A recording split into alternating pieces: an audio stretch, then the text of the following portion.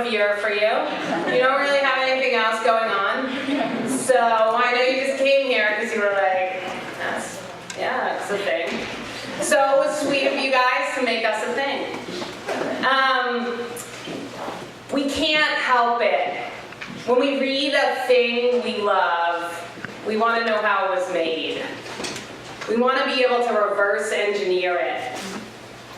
This is in part why we bring writers to campus, because of this impulse. Because we hope they'll reveal how they made the incredible thing. And then we can use this secret to make our own incredible things. Even in reviews from esteemed critics who really should know better, we find the trace of this irresistible impulse. Of Kushner's terrific book, The Flamethrowers, her second to be nominated for a National Book Award. And also, I just found out today, one of the top 5 fiction books from the New York Times for this year. Critic James Wood cannot resist doing forensics on which part of the book were invented, whole hog, which were drawn from real characters or events, and which, like the fictional motorcycle company Valera, were invented, albeit with dashes of Pirelli, Fiat, Moto Guzzi. I just put that part in because my date thinks I don't know a Ferrari from a Mazda, and I'm trying to win back some car credit. But back to Rachel. I can't resist it either. This is a novel, The Flamethrowers, that feels as if it's the product of a ruthless pursuit of authenticity. Although certainly, as Wood says, there's the full throttle force of a terrific piece of fiction. This is a work that seems as though it's driven by an uncompromising intellect and a keen instinct for what feels real. I think about a car. I'm still trying to gain points. A wonderful car that appears early in The Flamethrowers. It's a Cadillac, a 1957 model which is tricked out with every imaginable accessory, a customized date book, and a leather-covered flask. We shouldn't ask how this car came to be in the book, whether it arrived in a dream vision or can be viewed at a small museum on Staten Island. I just know how thrilled I felt to be taken on a ride in it. Please join me in welcoming Rachel Kushner.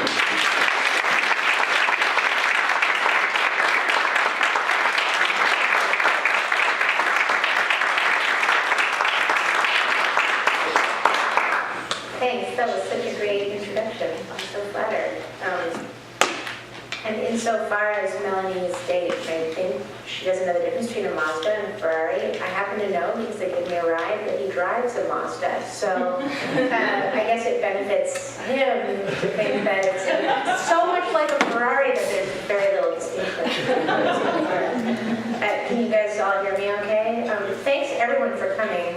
I know that it's the end of the semester for people. I mean, I would have felt lucky if, many fewer of you have shown up tonight, so I hope not to disappoint you. It just so happens I'm going to read the part of my book that involves this car that Melanie so enthusiastically mentioned. You don't really need to know anything except that the book is narrated by a very young woman who has moved to New York City. It's the mid-1970s, and this is a part of the book, but she's just gotten there, and she doesn't know anyone, and she comes from the West. She's from Reno, Nevada, and she has this idea that you can move to New York and kind of get on the scene in the art world, and it proves to be not so simple. She doesn't meet anyone. She's very isolated and sort of about to give up.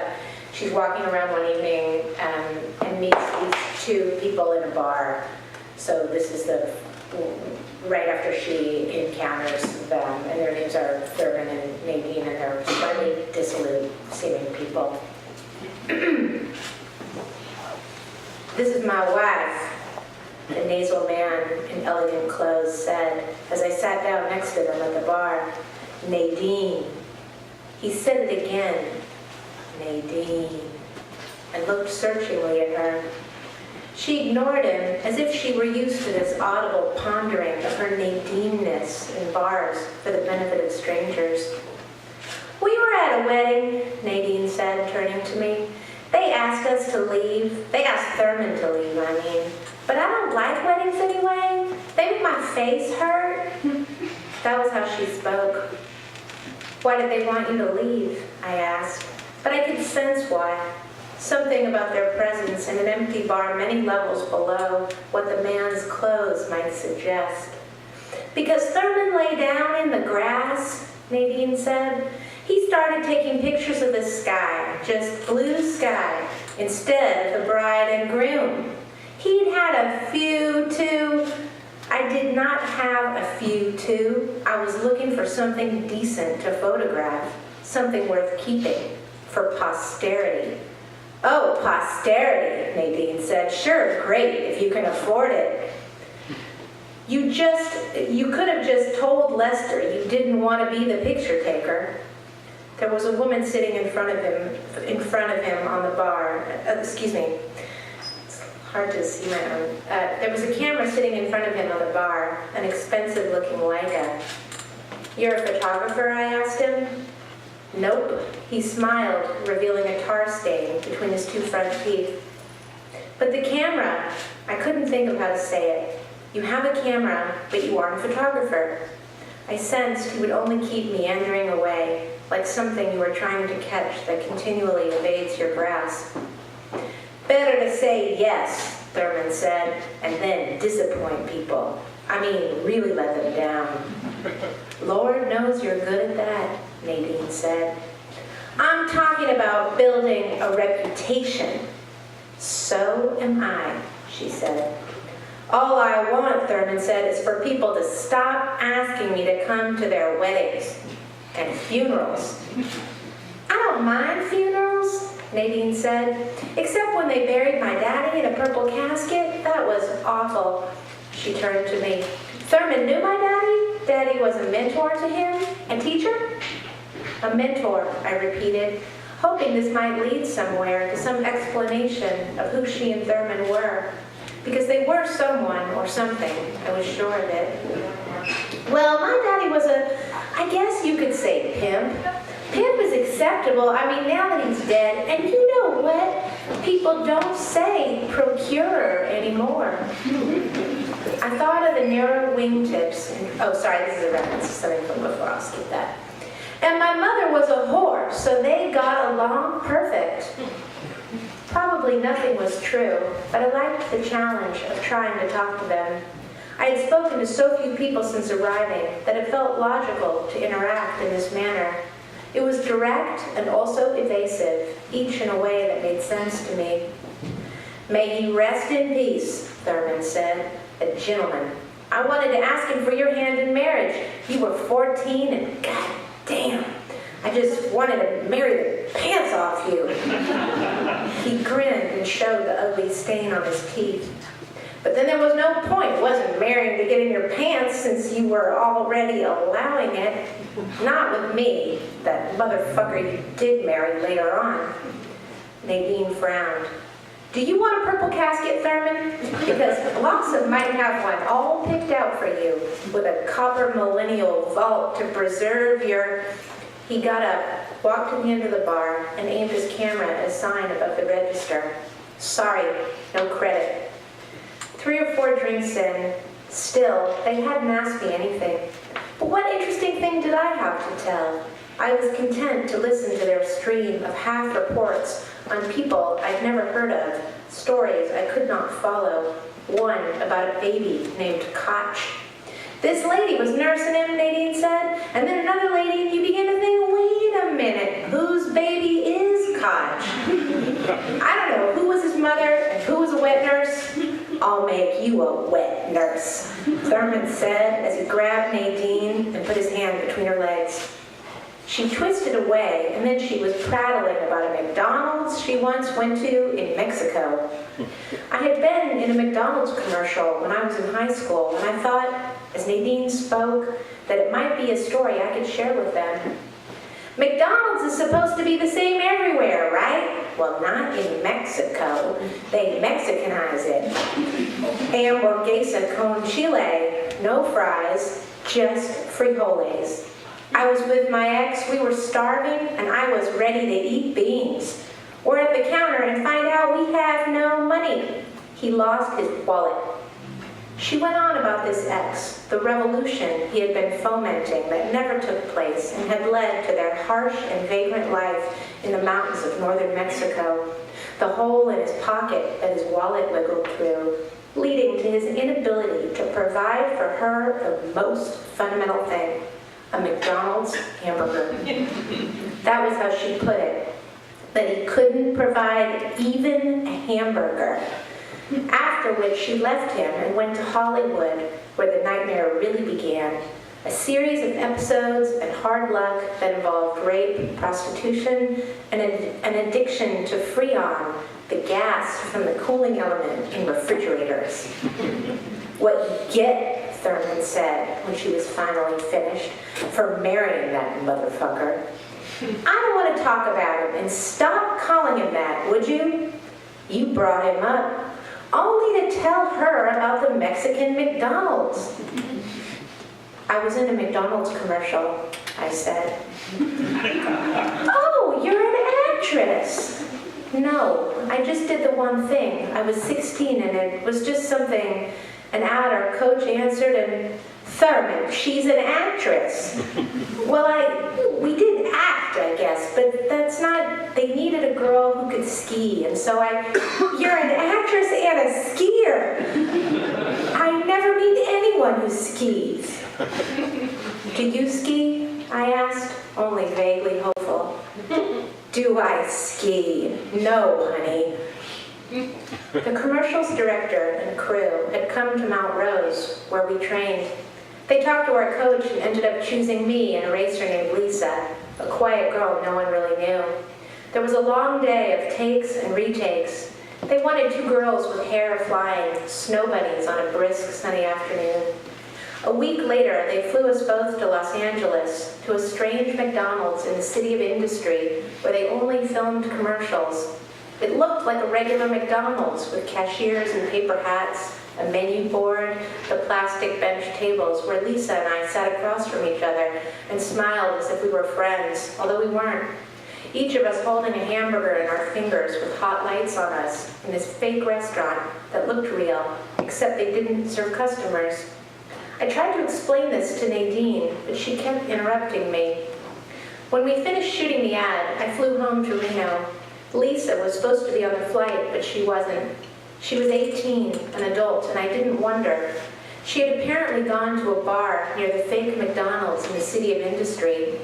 No one ever heard from her again. Freaky, Nadine said. There's no telling. Once I met the serial killer Ted Bundy. Can you believe it? He was real handsome, real smooth. I was on a beach, and here comes this hunky college guy.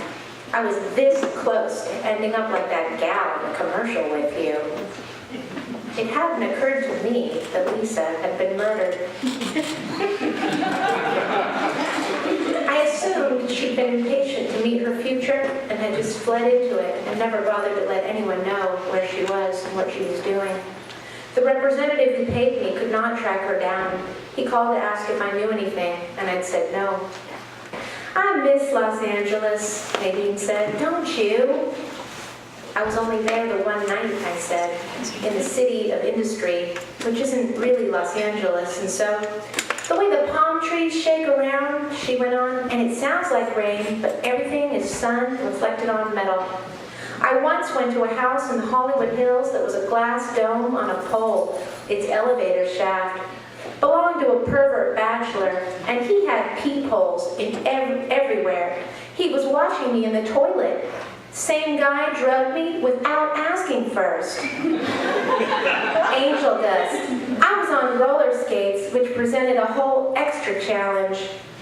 Thurman was laughing. I understood she was his airy nonsense maker, a bubble machine, and occasionally he would be in the mood for that.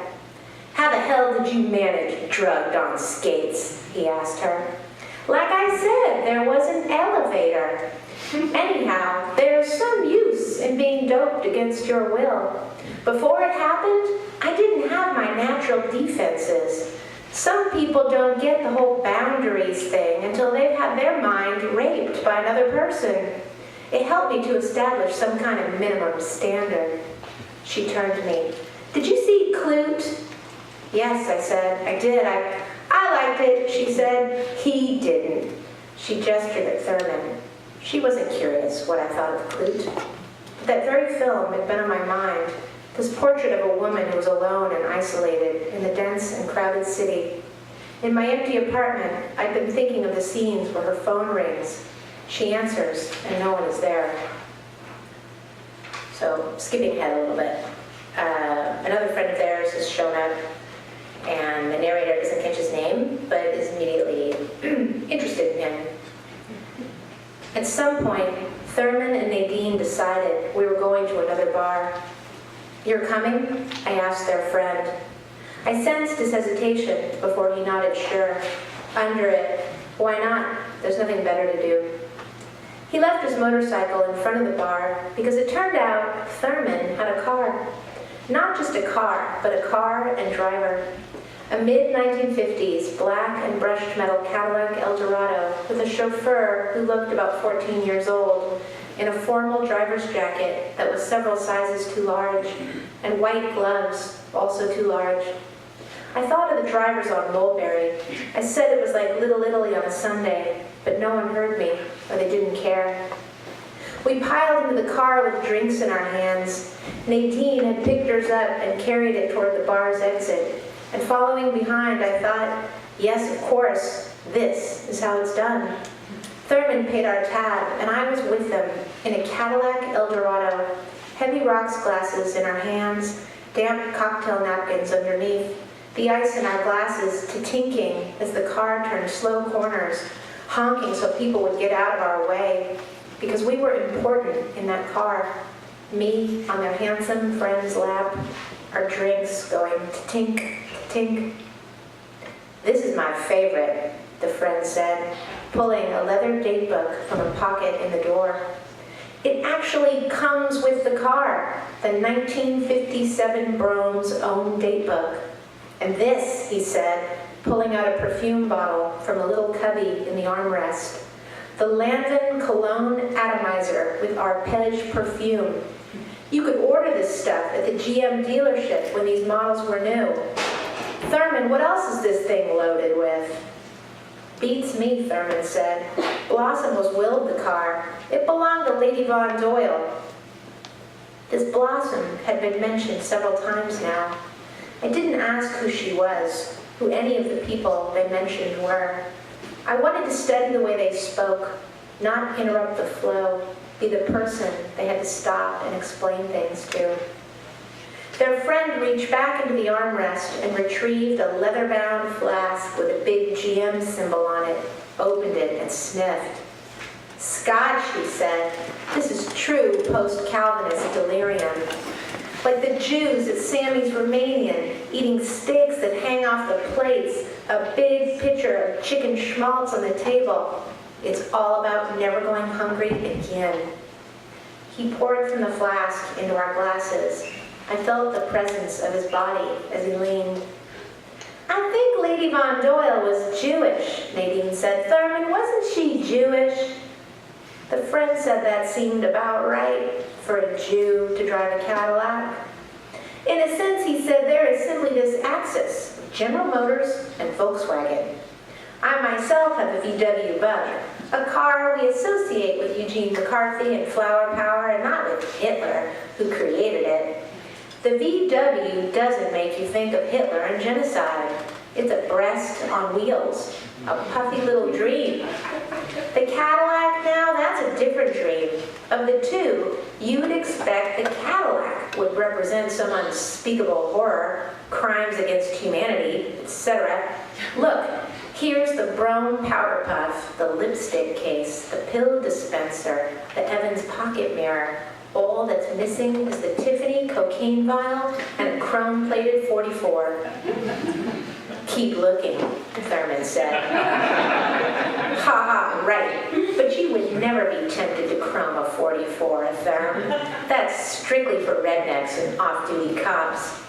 My point is that compared to the humble little Volkswagen, the GM seems guiltier, more dissolute, And yet there's no genocide or forced labor camps under this leather upholstery, just cotton wool batting. Itself, unlike a beautiful car, not built to last. But these days, only people in the ghetto think it's uptown to drive a Cadillac. In fact, only people in the ghetto think in terms of uptown and downtown. Are you aware there's an oil crisis? I don't even drive my bug anymore with the price of gas, the friend said. I got my little Harley. I ride motorcycles, I said. I mean, I used to, but I sold mine. He looked at me. I was seated sideways on his lap. You do have a kind of tomboy allure, I might call it. Yeah. Okay, I told myself. Something is starting to happen. What kind? What? I asked. What kind of bike did you ride? Oh, a Moto Valera. See, this fits in with my general thesis. It just so happens I know one of them, though he's not involved with the company. I like to rib him about those calendars they print. They pretend this name, Valera, is about firm Italian tits and desmodromic valves, but actually, they used Polish slave labor to make killing machines for the Nazis. Perhaps not specifically, not exactly, but they used some kind of X to make a Y, fill in your human cost, and slick modern contraption of choice. Mine was a 65, I said, way after the war. Which makes it innocent, he said, just like you. He touched his hand to my cheek, quick and glancing. You don't have it anymore, the Moto Valera? I sold it to move here. X for Y. He had placed his hand on my waist, and I felt heat issue from it, and with that heat, something else, something sincere flowing from him to me, a message or meaning that was different in tone from the way he spoke. I turned toward him. Do you want to know something funny? I said quietly, not wanting Nadine and Thurman to hear. Yes, he whispered back, and he moved his hand from my waist to my leg. There wasn't really any other place for him to put it in that crowded back seat, and yet I read the gesture of his hand on my leg as exactly that, a man's hand on a woman's leg, and not a hand that had no other place to rest itself. I don't remember your name, I whispered. That is funny, he whispered back. It seemed we'd been driving for quite a while, the teenage chauffeur working the wheels smoothly, readjusting the comb that was wedged in his afro like a knife in a cake, as if he'd trained his whole life to drive an enormous Cadillac and retouch his hair simultaneously, and in white gloves whose fingers sagged at the tips, too large for his young hands. We must have been traveling in circles. Only later did I realize we were on 23rd Street in Chelsea, just a few blocks north of where we'd started. We carried our drinks into a crowded bar, a Spanish place on the ground floor of a hotel, full of color and noise and people they knew. A man called Duke, with root beer-colored chandelier crystals hooked onto his shirt, came rushing toward us. He said the crystals were from the Hotel Earl. You're the Duke of Earl, Nadine said. I'm the Duke of Earl, he said, and shimmied his crystals. People crowded around them to say hello. I had the sudden feeling they would shed me. I was a stranger they'd picked up in an empty bar, and I was irrelevant now that they'd found their place in a familiar scene. I scanned the faces, wondering if this was the sort of place I might find Chris Kelly.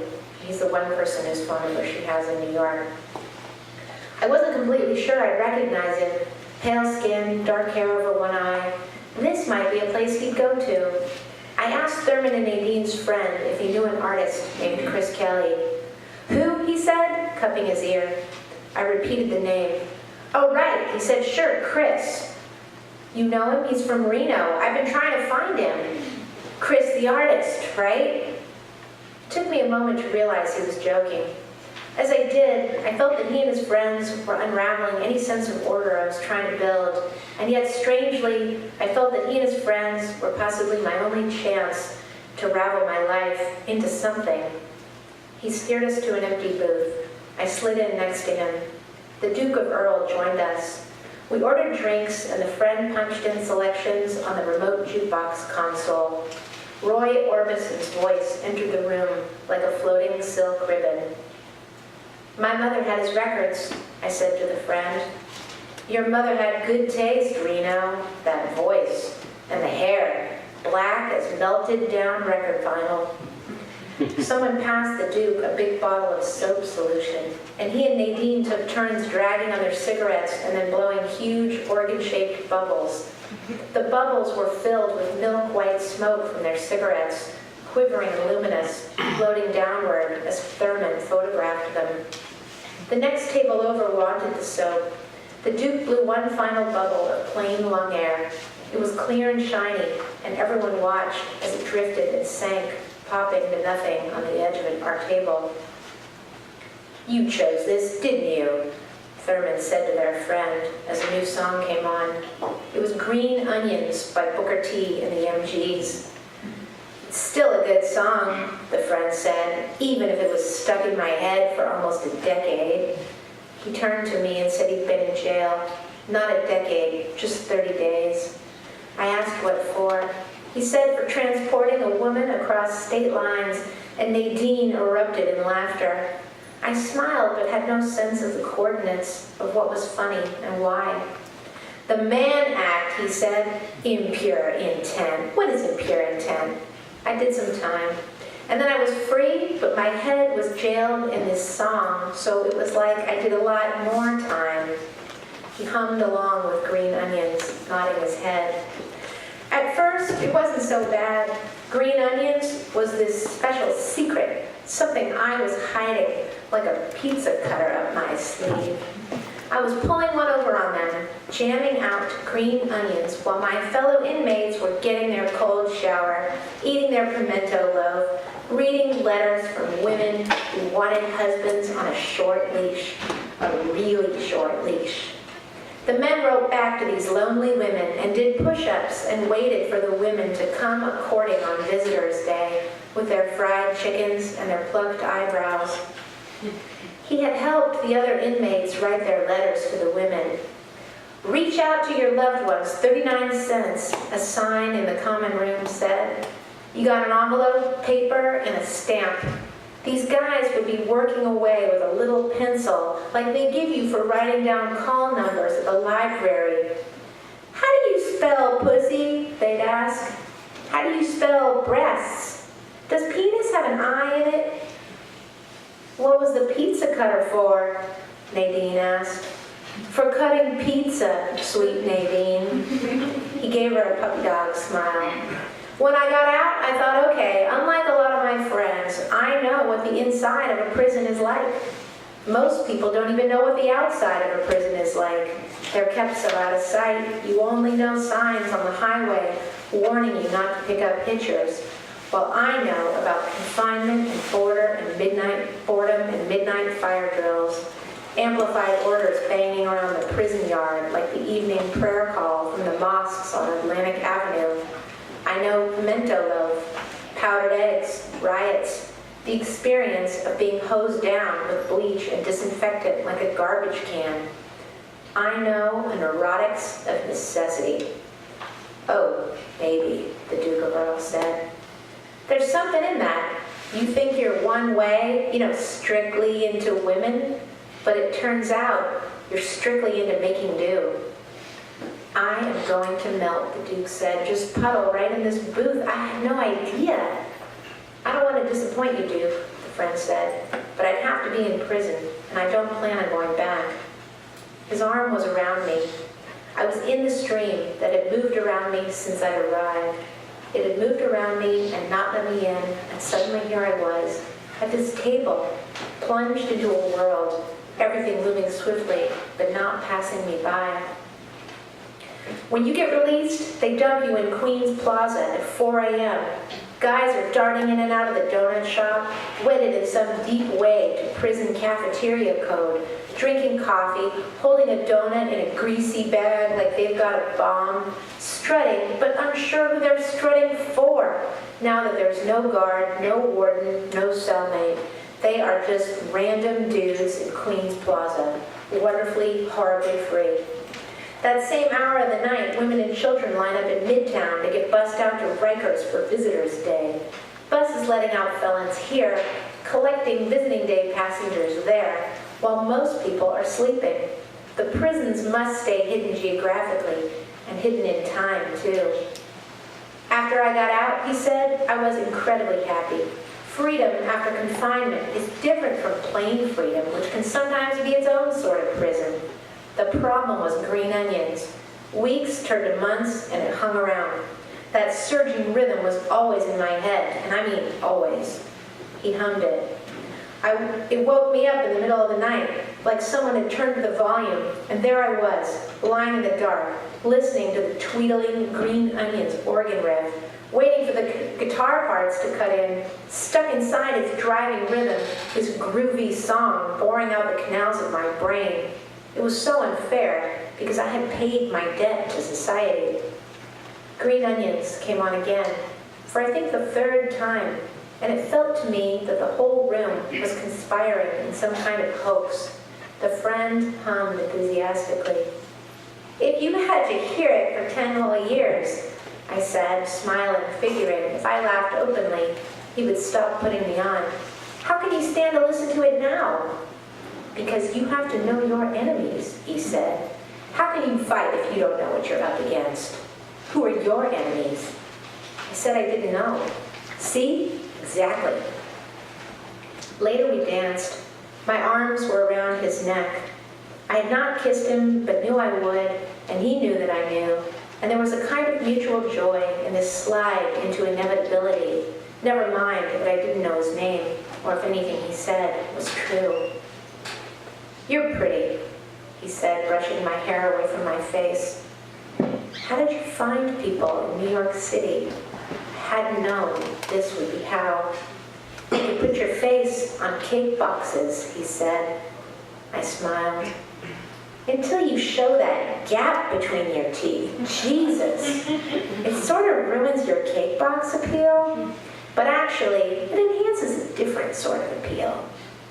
Some women wouldn't want a man to speak to them that way. They'd say, what kind of appeal do you mean? Or, go fuck yourself. But I'm not those women, and when he said it, my heart surged a little. The hotel, it turned out, was the Chelsea. I didn't know whose room it was. Maybe it was Nadine's, a room that Thurman got for her. There was the sense that Thurman helped her out when he felt like it, and that perhaps she was on the street when he didn't. We were drinking from a bottle of Cutty Sark, and Nadine was not, it turned out, Thurman's wife. From a phone pulled into the hallway, he spoke with his actual wife, Blossom. Or maybe he just called her that, not at all tenderly. A nasal, Blossom, I will call you in the morning. He enunciated each word like the sentence was a lesson the wife was meant to memorize and repeat. In the morning, I will call you tomorrow, after I've had my Sanka, which sent Nadine into hysterics. Sanka, after he's had his Sanka.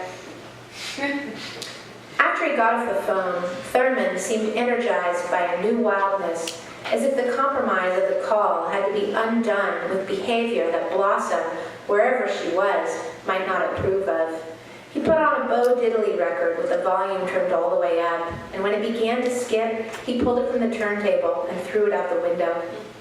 He put on another record, a song that went, There Is Something on Your Mind, over and over, with his clumsy but sexy saxophone hook.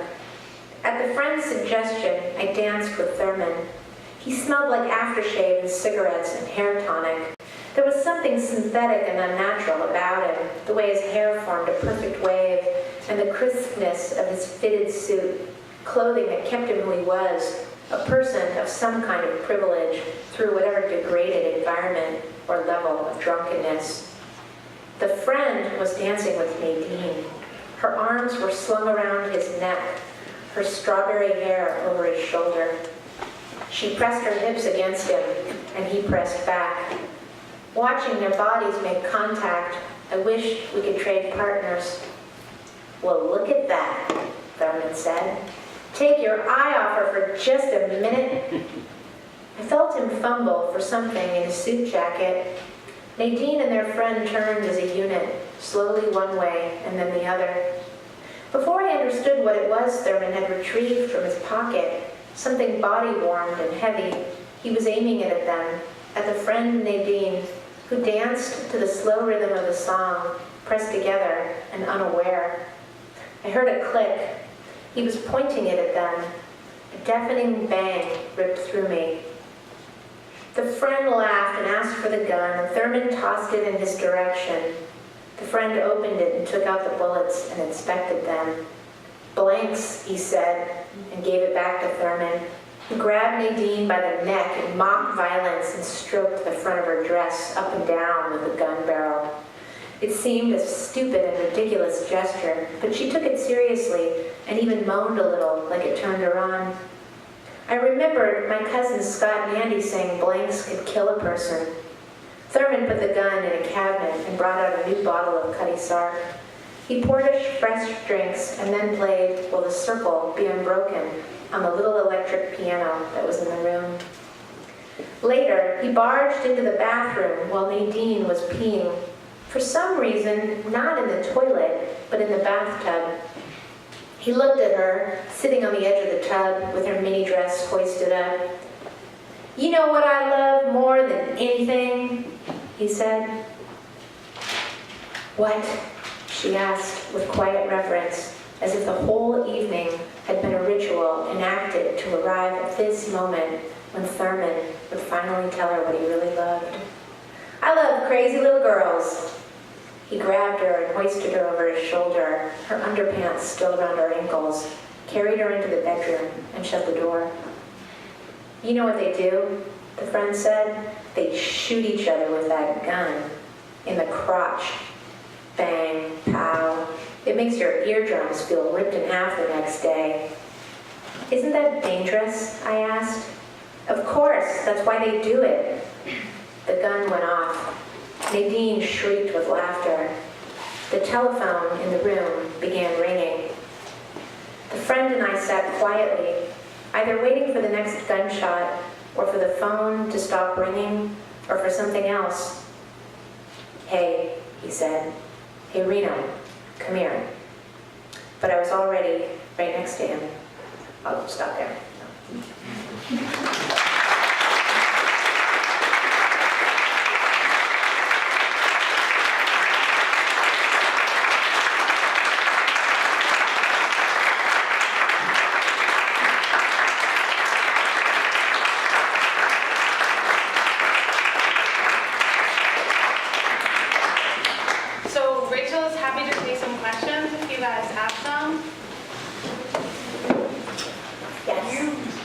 I just noticed all throughout your reading that you have intense characterization throughout. I mean, how did you accomplish that? Just that spot-on dialogue with crazy stories? Oh, thanks. Yeah, I don't know. I mean, the characters in that section is sort of unique. It doesn't somehow represent the book as a whole, but no section really does. But the characters who happen to be in it, that's sort of their biggest part. I mean, Thurman and Nadine don't even really come back later in the book, but they are characters who I felt accompanied by or something. They maybe were able to enact certain personality tics that I'm charmed by. You know, I mean, I think sometimes characters, if one is lucky, they manage to be a kind of conjuration of a fantasy person that you would want to have a conversation with, or that you feel you have had a conversation with, but you can never quite understand what that person's trick was, like the secret to their charisma, or the way that they can deflect other people's desire to know them or something. And so I think I was trying to go with that, people that she would be drawn in by, but would not be able to connect to because they keep slipping away from her. So they were just fantasy people for me, I guess. Any other questions? Yeah. The timeline is really complex. How did you go about making that? Did you start chronologically, or did you start on page 1 and just go? Do you mean the timeline for the book, Yeah. or for the part that I read? The book. Oh, you read the book. Okay. Well, it's a really good question. I wish I had a really thought-out answer for that. It's complicated because sometimes if I'm writing a scene, I'm totally focused on the characters in the scene, and I'm only dealing with time insofar as I want the book to be believably set in a certain era, but not overloaded with historical detail from that era, but also have no moments in it where the reader feels like, wait a minute, this is not, believably 1976. The bigger scope of the novel is something else we have to pull back from what's required in terms of the immediate focus of attention on a scene. I need to pull back and think about the larger arc of what I'm doing and where characters are going to end up. And also maybe just write things that appeal to my own historic interests. I guess until now I've been really invested in the 20th century. My first two books were sort of about it as this like long century, and I start to think back as I'm writing in terms of precedents in history, and again, not to like overload characters with the burden of history, but if I have a character who's an industrialist and has made a lot of money, for instance, and maybe during World War II, because he benefited from an Italian cooperation with the German presence in their country, then I need to think about where that person is coming out of, and where were they during World War I and between the wars, and what happens to them after. Is there any fallout from having collaborated with the Nazis, or do they just become terrifically wealthy? So I'm interested in these kinds of things, and those motivations of my own intellectual pleasure, I guess, allow me to plot things according to a graph of real time, because that real time is just part of my canvas or something. But in terms of characters and where they come in and go out of history, I have to force myself to make timelines and remember what year people were born and how old they are. That stuff interests me less, but it's necessary for writing a novel to keep track of everyone. I hope that was the kind of thing you were asking about.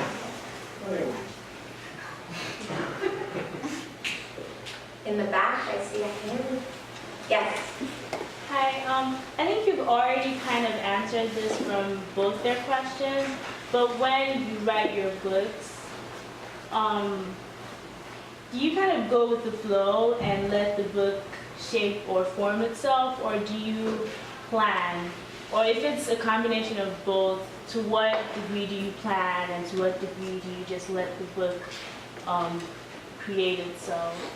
Yeah, it's a question maybe that a writer can't answer often enough, because, in terms of the challenge of writing a book, I ask myself that each time I go to do it. I've only written 2 books, and now I'm working on a 3rd, but it's both, and that's the problem and also the solution in a way.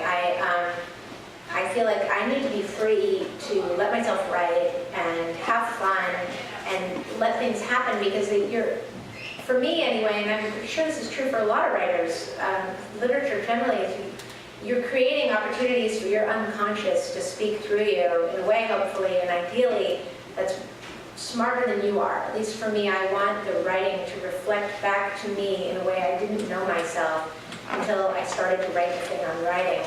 On the other hand, it's like driving down a road where you want to just be free to go wherever you want to go, but you also have to stop and build the road in front of you in order to drive on it. And it's a delicate operation, switching between those two things. So I try to have things kind of mapped out in the beginning, not totally mapped out, but a set of characters, and I make sort of like dossiers for the characters. I think someone told me to do that at some point.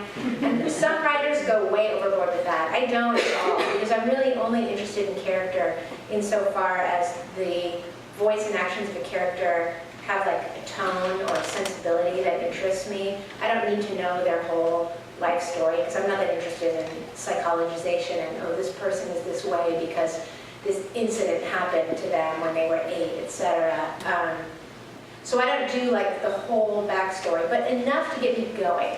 And then once I'm going, I let myself go. And then the process of writing the book is pulling back and reorienting and thinking about the big picture in terms of planning.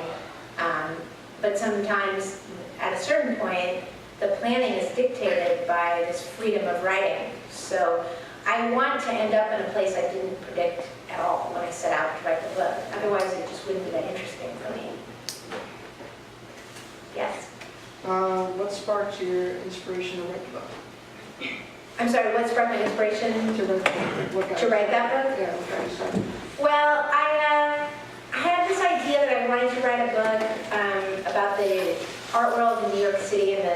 70s. I guess because I've written some essays about contemporary art over the years, well, particularly while I was working on my first novel. It was something that I did somewhat regularly, and I wasn't really trained to do that. I was not trained to do that. So I was kind of self-educated about contemporary art, and I had to read a lot about the artists of the 70s in order to write about contemporary figures, because that time is still very important in terms of the critical references of artists and the discourse and where it's going. And then I lived in New York, and so I met a lot of artists who've been kind of ascendant in the 70s, and some of them were big talkers and storytellers. And I just thought it would be a fun era to set the context of a novel in. But a context and a story are so different, you know. The context is a good way for me to start, but it doesn't indicate what the book is going to become at all, because then I need to create this whole cast of characters and etc. And then along the way, I decided to incorporate a whole other element I hadn't predicted, which is like Italian leftist politics in the 70s, because I encountered people who knew a great deal about them in Italy. And I thought, oh, well, that's strange. This stuff is going on in the exact same moment as this other stuff. And maybe there's a link between them, and maybe there isn't. Because I'm really not interested in reducing things to that kind of the novel where every part starts to cohere, you know, in a machine-like way at the end. I'm more interested in putting two very different things at play and just seeing the ways they touch each other or don't. So I guess, yeah, it's a book that incorporated some various interests of mine that seemed to cohere in ways that surprised me as I got further into the writing of it.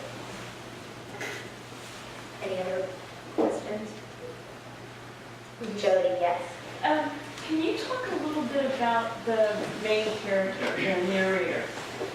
Because you know, we once talked about it a little bit, where I finally confessed that I found her really passive, and you thought that was like you disagreed. And so I was hoping that you might say a little bit about how that character works for you. I mean, because the stuff that you read, which is so awesome and great, it's almost like, you know, all of the exciting and great stuff is happening around her. And she's, I think the stream forms around her, the slide between inevitability, and she's kind of like, I mean, it feels to me like a passive vehicle for the other cool stuff. It is like that to some degree. I mean, I think that's, I relate to that on some level. I think to know the world sometimes is to be quiet and let other people talk and listen to what they say. And we don't always all do that, but I relate to a very young woman who might do that. She's 22 years old and moves to New York City from a small town, as I mentioned, and she doesn't know the kind of social codes of this world that she's accidentally stepped into just by meeting two people in a bar. And she's not going to learn them by talking a lot about, you know, her cousins from Reno, or what she knows about ski racing, or, you know, the different brands of chewing tobacco that her uncles preferred. I think that she will learn by letting the other people kind of overwhelm her with the largeness and intensity of their personalities. But maybe, I don't know, maybe I was like that when I was young. It's just something that seemed believable to me. But there's maybe something larger about this idea of women being passive that I don't totally agree with, just in terms of that terminology. A friend of mine said to me, she's not passive, she's an existential ingenue. And I think if she were a man, I don't know if we'd be calling her passive. I mean, one of my favorite novels is, and I wasn't thinking of it at all when I was writing this book, but there's a novel by Marguerite Duras called The Sailor from Gibraltar. And it's told in the first person voice of a man who meets this woman who's kind of mysterious rich lady with a yacht, and they embark on a journey, and she says she's searching for the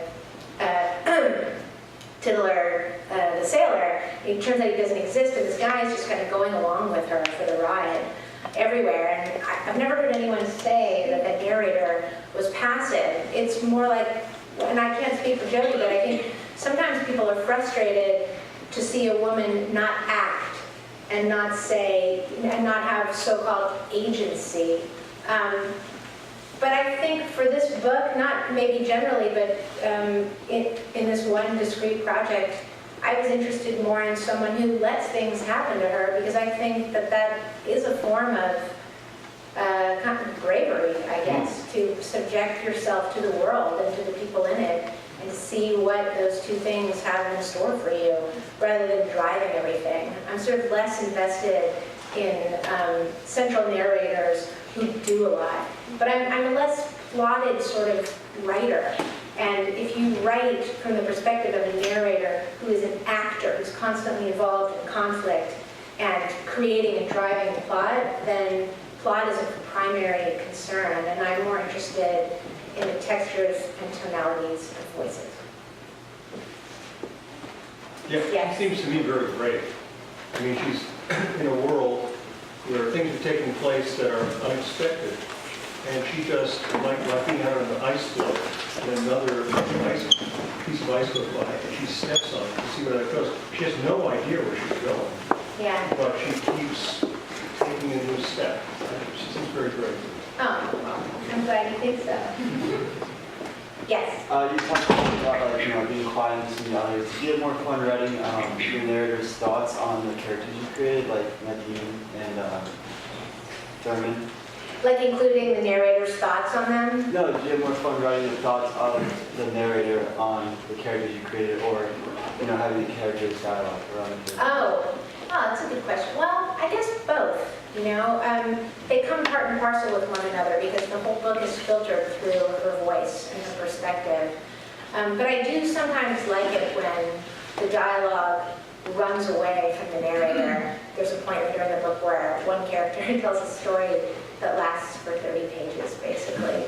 And I just want to see how far I could go. I mean, there are many other reasons why it's there, but how much I could get away with in those terms. But they require, I think, different skills as a writer, maybe. But I like them both. I mean, it's dialogue. Dialogue is really fun, but she's the center and the kind of heart of the novel. So it tells me something about her each time. She is able to offer a perspective on the characters that can't necessarily be gleaned from what they say of themselves, which is like life too. People are performing themselves when they talk. We can take like one more, if there's one more.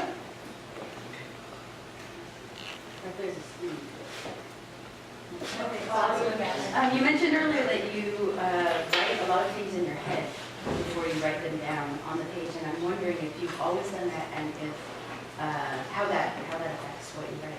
Oh yeah, that was at dinner before the reading. We were having a conversation about writing in your mind before you get a chance to write things on paper. And for me, it's something I do before I write. I usually try to write down what I'm thinking. But yeah, I think I've always done that. I don't remember a time when I didn't do it. And sometimes that's when the best writing seems to be happening for me. Like if I go for a walk or something and I'm out, sentences start filtering down, and they're in written language, which I wish I talked that way, and I don't. My writing is very different from the way that I speak. And so then I just try to quickly make notes. And the notes themselves are in full sentences, and often they end up in my book, and they are the things that don't really get changed in the editing. And in fact, in the editing, if I get a manuscript back from the publisher and they've moved a comma or taken a comma away, I end up putting it back over and over again, because sometimes the commas will disappear, the publishing process is very long, it's a little bit arduous. And I find that whatever cadence these things appeared for me in the first place, they really remain exactly like that, so much so that it's like a refrain from a song where you see that it's missing and you put it back. And sometimes that familiarity with your own work can work to the writer's disadvantage, I think, when you don't have the kind of cold objectivity and you see what you're working on. But those sentences that I write in my head are the kind of engine for writing more. So yeah, it's an important time, I think. But writing, when it's going well, living is writing for me. Like everything that I'm doing is only of interest to me insofar as it either fits in some way into my novel or it doesn't. It doesn't matter what era I'm writing about. It's the filter over the now.